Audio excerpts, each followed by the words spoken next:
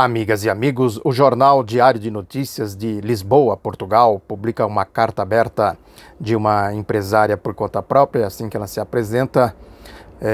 A carta é endereçada ao primeiro-ministro de Portugal, o António Costa, que ela faz um relato que diz muito respeito à realidade de praticamente toda a humanidade que não está no topo da pirâmide financeira, dos endinheirados, da turma da bufunfa, como se diz por aí. Mas antes de prosseguir, eu sou Oswaldo Bertolino, este é o outro lado da notícia. Eu peço para você aqui no YouTube comentar, compartilhar, se inscrever, dar o like também no podcast do Spotify. Ajude a divulgar o outro lado da notícia. Mais do que nunca, o seu gesto é muito importante neste momento. Mas ela relata que esta empresária, que ela está na quarentena, não tem fonte de rendas, ela é casada, o marido trabalha numa empresa que eles estão fazendo trabalho por videoconferência, pela internet, e agora recentemente ele recebeu o aviso de que está demitido.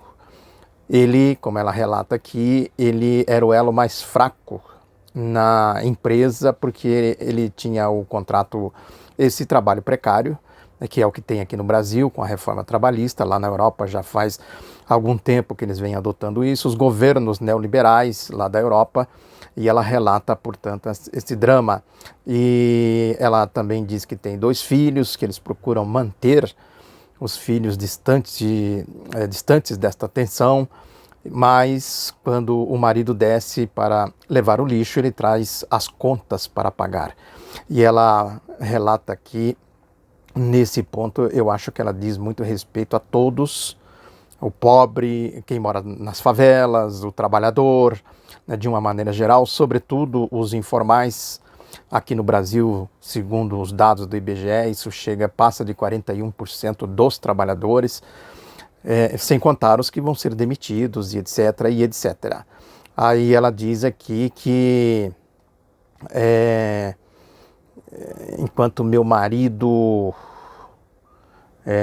era despedido, o primeiro-ministro de Portugal anunciava as medidas com as quais quer evitar os despedimentos. Ou seja, fica na intenção, isso que ela quis dizer e tal, né? Aí ela faz um apelo dramático, que ela fala aqui do Estado, o papel do Estado. Aí ela diz o seguinte: só neste momento há um pai para todos os portugueses. Esse pai só pode ser o Estado, no nome do atual governo. Não quero saber de dívidas, nem de contas públicas. Quero saber que quando uma família, e não falo da minha, falo de todas as que estejam em situação semelhante neste momento, precisam de um pai, de um governo a sério. Esse governo não se lave as mãos com linhas de créditos, porque nós, portugueses, estamos a lavar as mãos para evitar mais contágios. Estamos a ficar em casa para evitar os contágios e estamos a manter a calma para ultrapassarmos este grande desafio. Mas depois de dia 20 de abril, que é quando vence as contas, que ela não tem condições de pagar, quando o dinheiro deixar de entrar, diga-me, senhor primeiro-ministro, onde está a linha de crédito a qual eu posso recorrer para salvar a minha família. É importante dizer que o drama na Europa vem sendo debatido com mais, vamos dizer assim, com mais intensidade do que no Brasil, mesmo nos Estados Unidos. Essa questão do drama econômico, isso vem sendo tratado, do meu ponto de vista, ainda de maneira muito irresponsável, porque assim como a questão do isolamento, né, das medidas para evitar o contágio, a propagação do vírus, é também necessário olhar para essa questão econômica, não essas atitudes irresponsáveis aí do presidente da República e outros mais. Aqui no Brasil nós temos, é desnecessário tecer comentários sobre a natureza deste governo. Tem aí, enquanto ele tiver sustentação, tem setores que ficam sustentando ele ainda, tem os ratos, né? Alguém já falou que enquanto o rato principal permanecer nesse governo, que é o ministro da Justiça, o Sérgio Moro, responsável pela chegada deste esse bando que assumiu o governo aí, enquanto esse rato estiver no governo, né, significa que ele tem alguma sustentação, que é a história da Lava Jato, essas coisas todas que eu tenho comentado aqui sistematicamente. Mas voltando à questão da Europa, eles fizeram os ministros de finanças dos países da União Europeia, da chamada zona do euro, fez uma videoconferência, uma reunião. O que eles querem? Eles querem uma linha de crédito para que os governos possam gastar sem medidas. Lá, como aqui, eles têm a emenda constitucional do teto, que não pode passar o teto, que é o tratado, comentei aqui no vídeo passado, o pacto que eles têm na União Europeia de um déficit de 3%, tal, quer dizer, eles podem fugir disso, mas tem que voltar a isso. A crise que teve lá na Grécia, sobretudo, né, na Espanha, enfim, essa questão do projeto neoliberal, como eles vão administrar a chamada austeridade, que é o mundo financeiro. Fizeram esta reunião e o atrito que surgiu mais sério foi com o ministro das Finanças da Holanda, que disse por que esses países não têm condições de bancar a crise, né, fazer aí, enfim, os movimentos necessários para enfrentar a crise. O primeiro-ministro de Portugal, o António Costa, reagiu, chamou de asqueroso o pronunciamento deste ministro da Holanda. O jornal Globo traduziu como nojento, mas ele falou, na verdade, asqueroso, o jornal Globo traduzindo o português de Portugal. Mas a questão, o fundo da questão é que existe um grande dilema nesse sentido, porque a Alemanha, que controla o sistema financeiro na Europa, na União Europeia, foi contra, não de maneira como esse asqueroso ministro das Finanças da Holanda, nas palavras do Antônio Costa, o primeiro-ministro português. Também a Áustria foi contra e eles marcaram uma outra reunião agora para esta semana, e as informações são de que a reunião vai ser muito tensa, mas a questão é que enquanto isso não acontece, a realidade desta empresária da carta aberta vai se agravando. Se lá está acontecendo isso, nos Estados Unidos nem se cogita algo mais efetivo. Esse pacote de 2,300 trilhões de dólares que o Donald Trump assinou, foi aprovado no Senado e tal, né, isso não tem garantias de que vai se transformar em medidas efetivas para fazer os setores essenciais da economia funcionarem e tal, né, essa questão aí de você direcionar, de o Estado direcionar a produção para as questões que são essenciais, para os setores que são essenciais.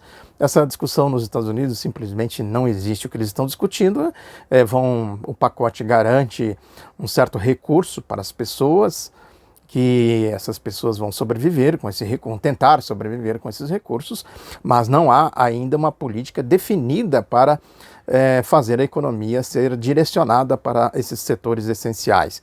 Que hoje é a questão, são três questões básicas: a questão da saúde, o tratamento das vítimas, a questão da ciência, do desenvolvimento de remédios, de vacina, essas coisas todas, e a questão da produção de mercadorias, de gêneros de primeira necessidade para a sobrevivência da população.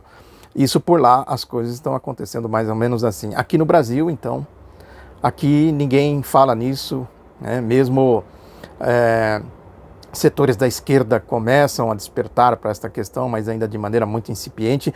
Do meu ponto de vista, ainda não se deram conta da gravidade da situação.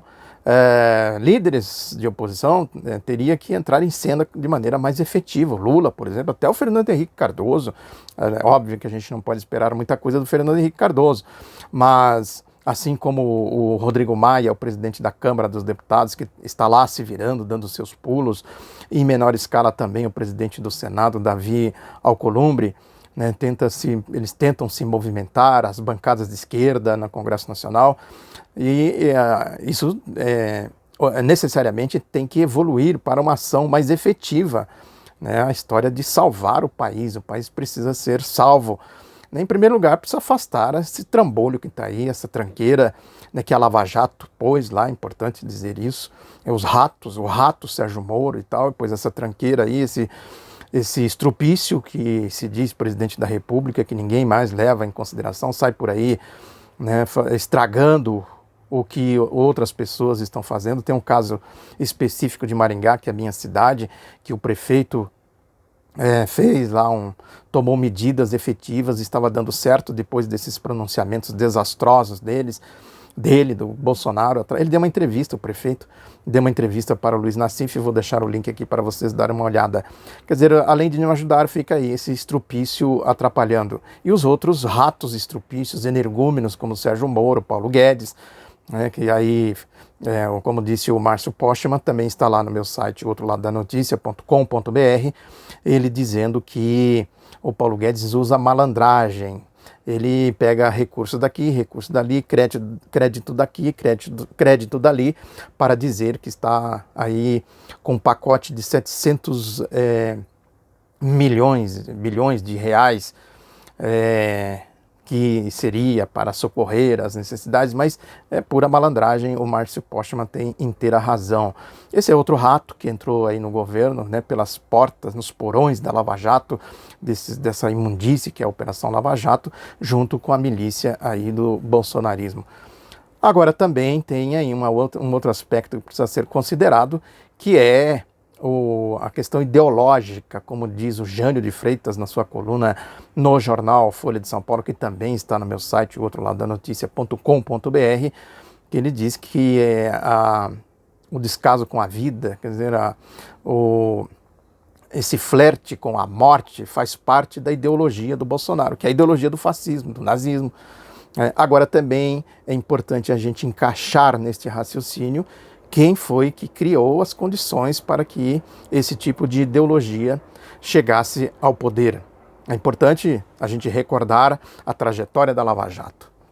Isso é muito importante, que é o epicentro político, o condutor de tudo isso aí, né, que resultou aí nessa catástrofe, nesse desastre que é esse governo, né, corrupto, incompetente, né, irresponsável, etc, etc. Se for aqui falar tudo o que esse governo merece, a coisa vai longe e pode, inclusive, descambar aí para adjetivos impróprios.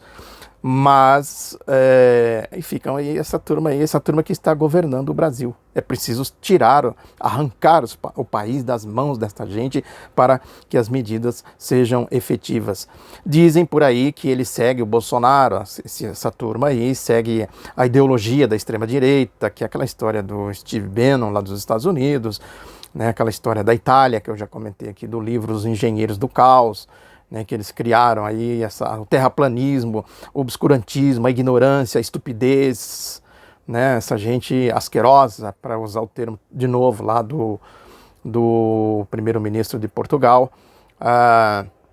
Mas eu acho que tem um fator essencial que fica bem demonstrado nessa história das carreatas, né, para pedir que os trabalhadores voltem a trabalhar, o comércio reabra, a economia e tal, e tudo normal, quer dizer, tudo como dantes no quartel de Abrantes. Qual é o sentido de tudo isso? Essa gente é doida, é maluca? Né, essa gente, né, tem o que exatamente? O que está movendo essa gente? É a ideologia do mau-caratismo, do banditismo, a ideologia da marginalização. Quer dizer, qual é o grande dilema deles? Eles precisam do capital, né? A lógica do capital é essa aí, eu sempre digo aqui, sempre explico isso, esses conceitos são importantes. Eles precisam desta lógica do capital, eles precisam reproduzir o capital. Agora, reproduzir o capital seria, né, direcionar a economia de guerra para os setores essenciais, essas coisas que eu acabei de dizer aqui. E isso não vai dar capital para eles.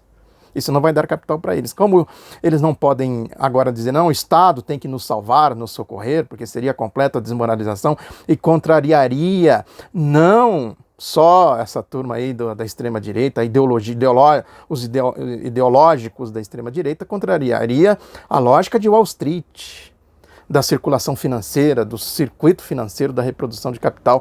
Ou seja, quando eles vão para a rua com essas carreatas, eles estão dizendo o seguinte, que o trabalhador tem que voltar a trabalhar para gerar capital para eles. Eles não estão pensando na economia, em salvar o país, em nada disso. Quer dizer, é uma ideologia de criminoso, né, junta com o fascismo, que é essa ideologia da extrema-direita, com a ideologia de Wall Street, com a lógica de funcionamento de Wall Street. Então, Agora teria que entrar o Estado, acabar com essa história de teto de gastos, pegar o orçamento, né? Essa história, por exemplo, do Roberto Campos Neto, presidente do Banco Central, que falou de 1,3 trilhão, que seria dinheiro que daria liquidez para o sistema financeiro emprestar, investir e tudo mais. Eles vão investir onde esse dinheiro, por qual meio, como esse dinheiro chegaria efetivamente na mão do setor produtivo. Isso claramente não vai chegar, né, pelo sistema financeiro. O sistema financeiro obedece outra lógica, tem outro sentido. Também já comentei isso aqui no vídeo passado.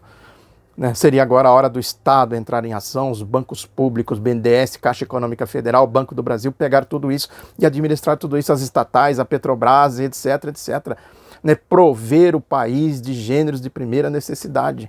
Na questão da saúde, a mesma coisa, da pesquisa científica, né? Socorrer a população. Tem aí um dado do Data Favela, que também está no outro lado da notícia. Eu vou deixar também o link para vocês dar uma olhada. Aliás, vou deixar aqui, eu vou deixar o link do meu site, outroladonoticia.com.br. Tem muita coisa lá que é importante que as pessoas, que vocês dêem uma olhadinha, acompanhem isso, né? É importante a informação correta para a gente entender exatamente o que está acontecendo. Que o Data Favela mostra que 86% dos moradores de favelas vão passar fome por conta dessa situação. Quer dizer, é uma situação absolutamente emergencial. Agora, o que essa turma está fazendo? Essa gente pode dar uma migalhinha aqui, uma migalhinha aqui, mas não vai morrer, né, com a pandemia, com contágio, etc. E tal. Mas o importante para eles é que essa gente gere, os trabalhadores, o povo, gere capital para eles, enquanto eles estão desfilando nos seus carrões de luxo e tal. Isso é muito sintomático, né? A luta de classes que eu sempre falo aqui. Também é importante a gente olhar essa questão pelo lado, né, que eu sempre digo aqui, né, pelo nosso lado também, né, o que a gente pode fazer efetivamente para mudar essa situação, né? Agora é um momento muito importante para a gente ter essa consciência política, essa consciência social, essa consciência, né, de nós mesmos, que nós somos o povo, nós produzimos riquezas, nós defendemos a nação. Então é necessário que se apoie as medidas efetivas de quem está efetivamente propondo e desenvolvendo ações para se criar as condições para a gente enfrentar esta dura realidade que está sendo imposta por esta conjuntura trágica. Muito obrigado pela atenção. Reforço o pedido para você divulgar o outro lado da notícia, para você compartilhar, dar o like, enfim, vamos espalhar aí e vamos fazer, enfim, a nossa parte. Um abraço, até a próxima.